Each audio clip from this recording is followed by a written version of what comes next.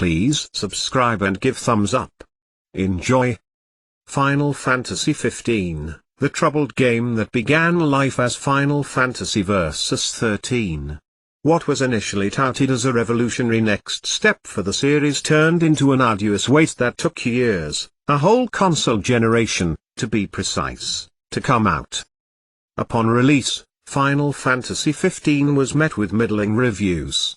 Many players found fault with the way the game presented its story, gameplay, and world design. It didn't help that the game's story was segmented into an anime series, a film, and a handful of DLC additions.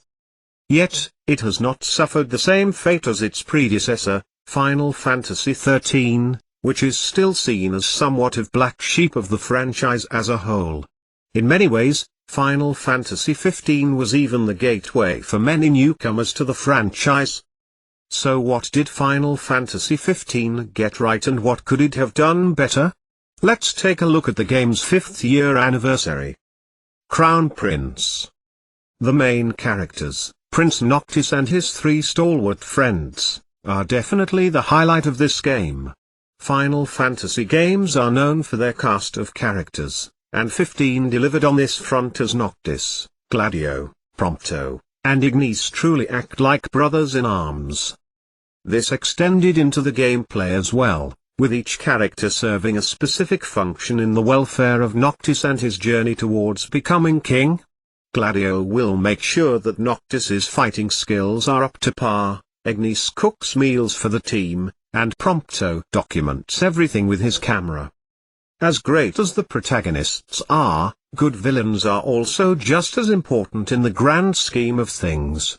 Which is why Ardyn stands toe-to-toe with the likes of Kefka, Sephiroth, and Seymour from previous games with his immaculate fashion, conniving plans, and formidable powers.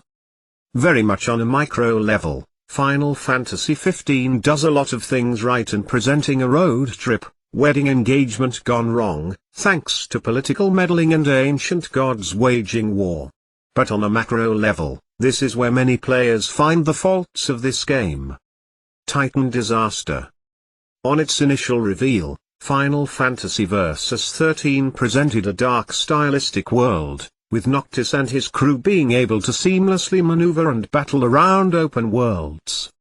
To this day, many longtime fans look back fondly at this trailer and the ideas it presented. Final Fantasy XV did not deliver in this regard as it didn't even have the character switching mechanics upon release. Players were only able to control Noctis in the base game. Character switching was eventually added in the Royal Edition of the game, which added all kinds of quality of life updates. Not only that, but the hyper-realistic world of Final Fantasy XV was a lot more sterile and generic than what fans expected from Versus 13. A lot of the plot points that were seen in the initial Versus 13 were repurposed for 15, but it definitely lacked impact in many ways.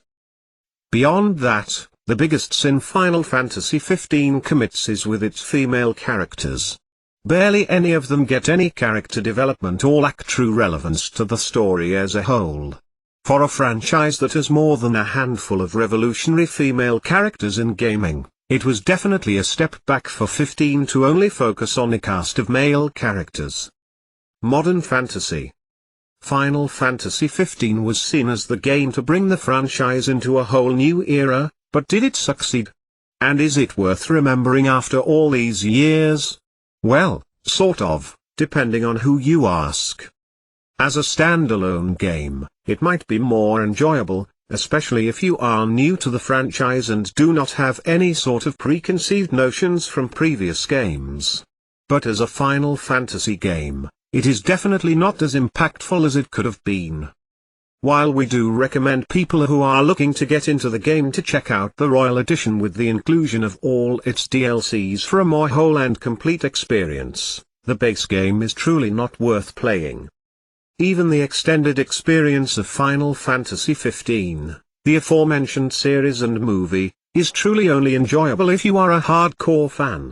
If Square Enix ever does a proper definitive version of the game with no segregation of content, then it might be worth revisiting. But for now, it may be better to just wait for Final Fantasy XVI. Please subscribe and give thumbs up. Enjoy.